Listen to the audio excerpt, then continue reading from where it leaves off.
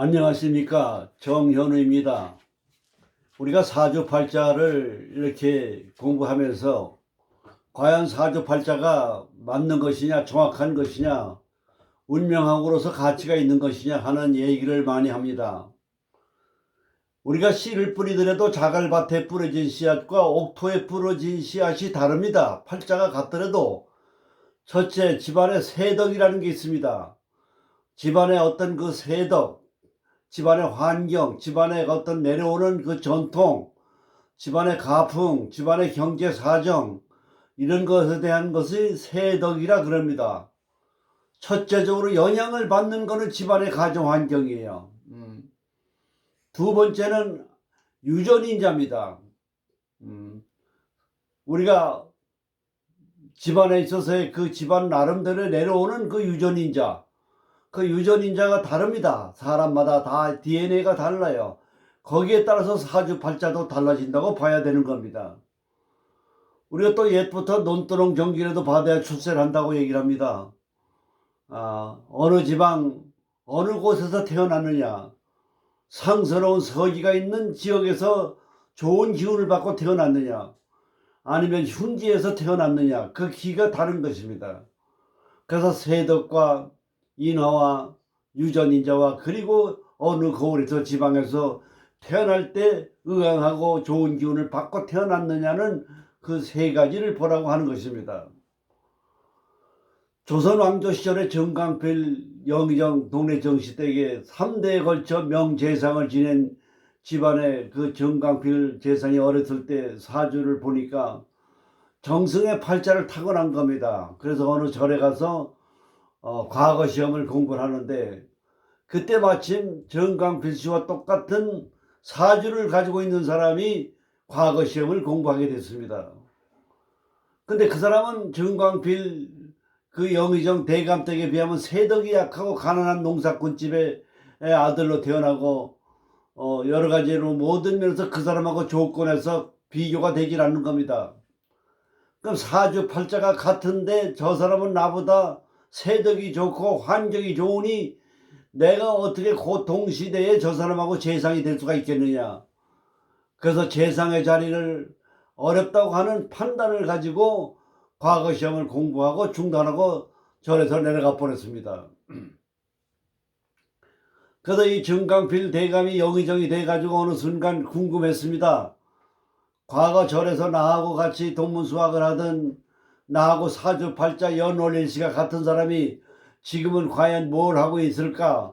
그래서 자기 아랫사람을 시켜서 그 사람을 수소문을 해서 그 사람의 근황을 알아가지고 오라고 얘기를 했습니다.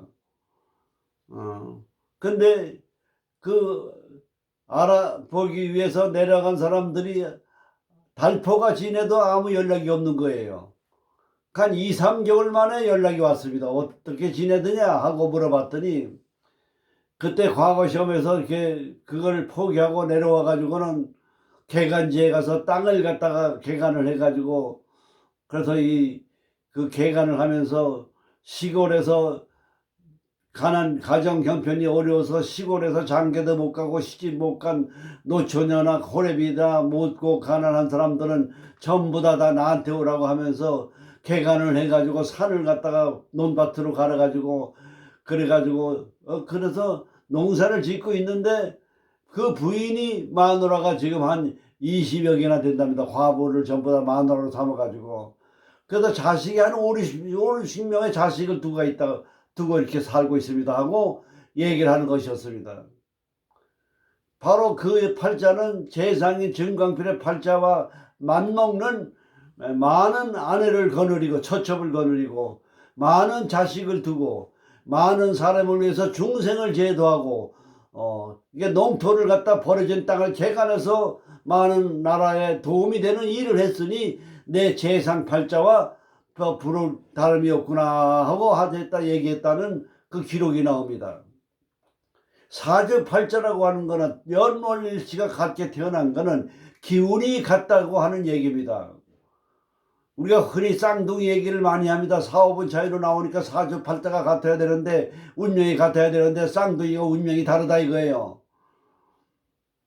하나는 쌍둥이가 부산에 살고 하나는 서울에 사는데 점심때가 돼서 12시 반에 점심을 먹고 1시쯤 해서 점심을 먹고 나니까 이발할 생각이 들어가지고 서울에 있는 형이 이발을 하러 가는데 그 동생도 고 쌍둥이도 고 똑같은 주기율에서 점심을 먹고 이발할 생각이 나서 이발을 했고, 또 동생이 이발을 끝나고 나니까 영화 구경을 하고 싶어서 영화 구경을 했는데 형도 그 시간에 이발을 하고 영화 구경을 감상을 했다는 겁니다.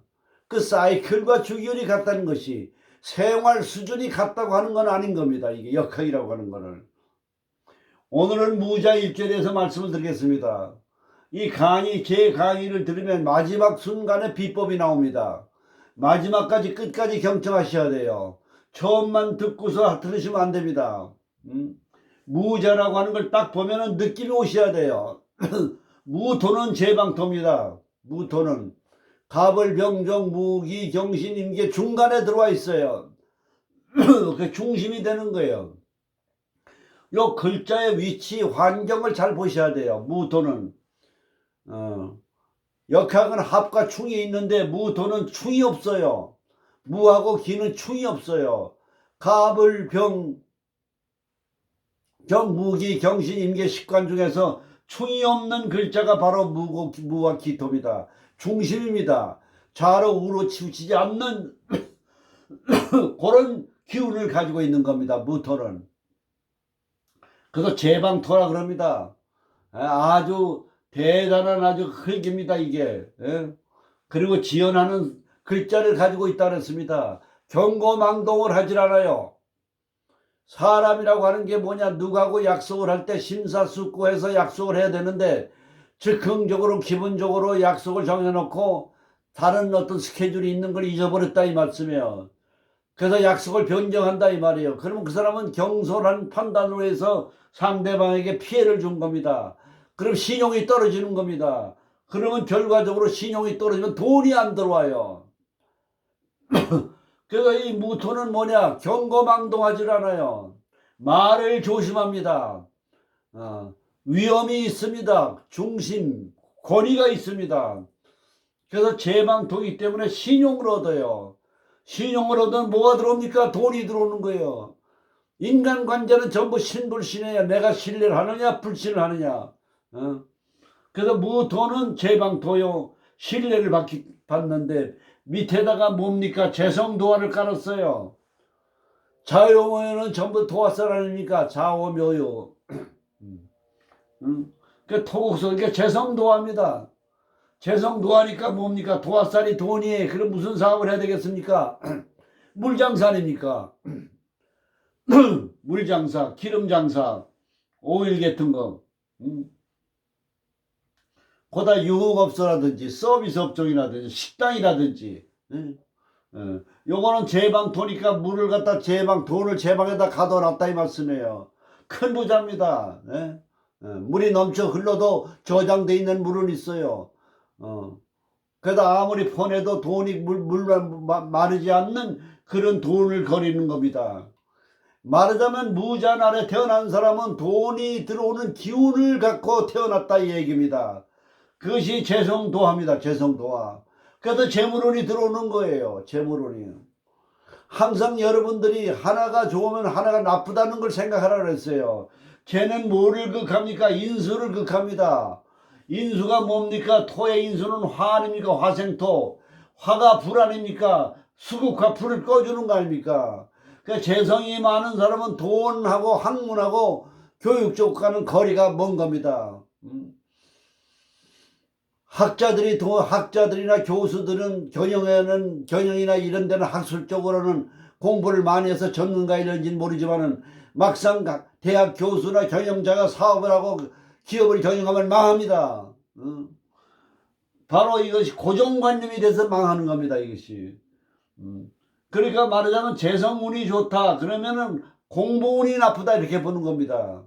그럼 어린애들이 초년에 재성운이 들어왔다 그럼 공부를 잘 하겠습니까? 안 합니까? 안 하는 거예요. 그 대신 그래서 이 모가 들어오면 노가 나쁘다 하는 걸 아셔야 돼요.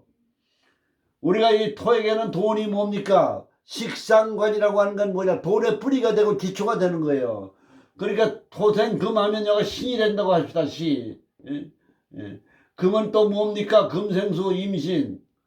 토생금 금생수 아닙니까? 그러면 이게 식신생재가 돼요. 요 재라고 하는 것이 위에 있을 때 밑에 뿌리를 잘 하고 있느냐 안 하고 있느냐 요걸 잘 보셔야 돼요. 밑에가 뿌리가 잘 돼 있는 요 재래야 튼튼합니다. 근데 예를 든다면 여기가 목을 깔고 있다고 갑시다. 목을 돈이 세잖아요. 요런 환경을 잘 보는 게 사주를 잘 보는 거예요. 대운과 세운에서 뭐가 들어와서 재물 환경이 좋아지느냐 나빠지느냐 그게 운세 기운을 지배하는 겁니다. 예를 든다면 여기다 이 사람이 관직에 나갈 사람은 관은 뭡니까? 목국토 갑이 관 아닙니까? 관. 그걸 관을 상해주는 건 뭡니까? 수 아닙니까? 수.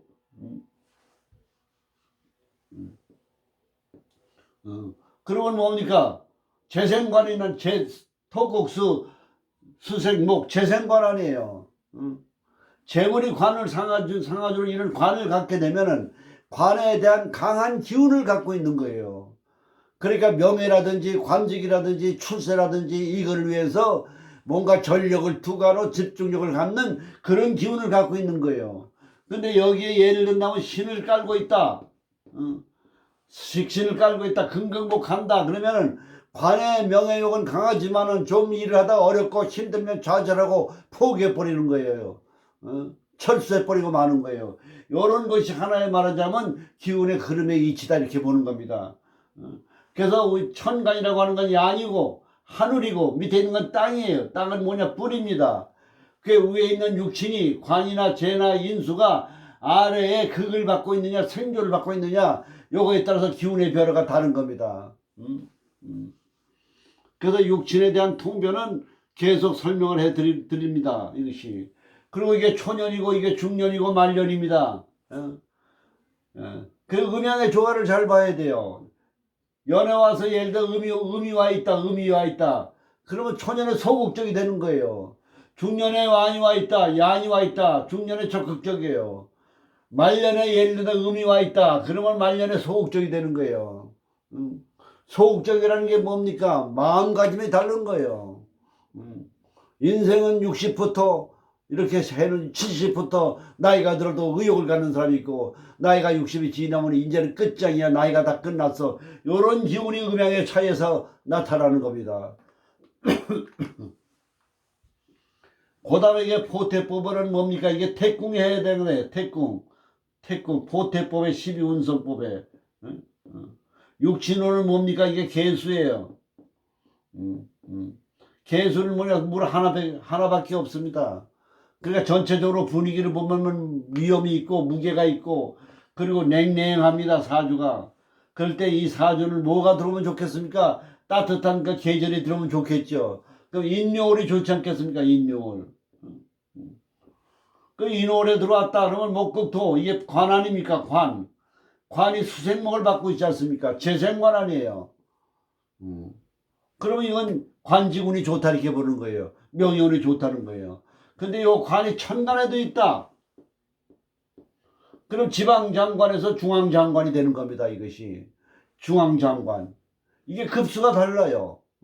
이렇게 추리해서 분석하는 게 사주 추명하기고 기운학이에요. 기입니다. 역학은 기학이에요. 태궁이라고 하는 건 뭔가 시작하는 거 아닙니까? 출발점.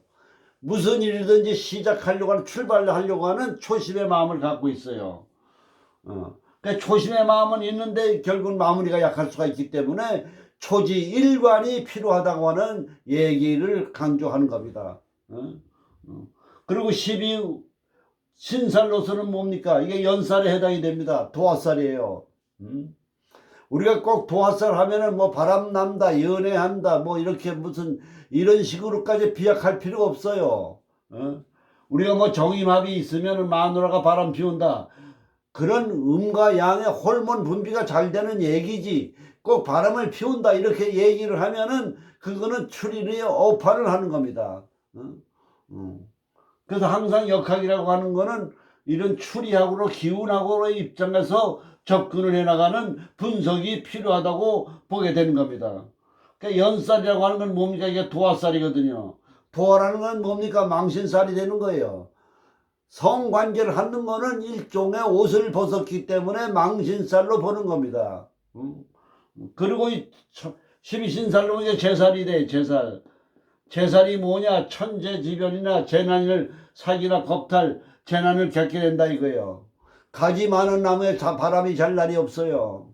돈이 많은 사람들이 인색합니다. 왜 그러냐? 돈을 벌기 힘들거든요. 힘들게 벌었거든요. 힘들게 벌었기 때문에 벌게 번 돈을 쓰기가 아까운 거예요. 사업하는 사람이 그 생각을 바꿔야 돼요. 돈을 힘들게 벌었지만 쓸 때는 어렵고 가난한 이웃을 위해서는 써야 돼요. 그래야 돈이 더 들어와요. 이 구독 버튼을 눌러야 강의하는 얘기가 잘 들어옵니다. 마음가짐이 그렇게 돼 있어요. 기가. 공짜 영화 보세요. 재미가 없습니다. 돈을 주고 봐야 재미가 있는 거죠. 그래서 요거는 됐고, 그 다음에 이게 뭐가 됩니까? 장성이 됩니다. 장성. 12신살에서 장성. 고집 세고 지주장이 강해요. 나의 말을 안 듣는다 이거예요.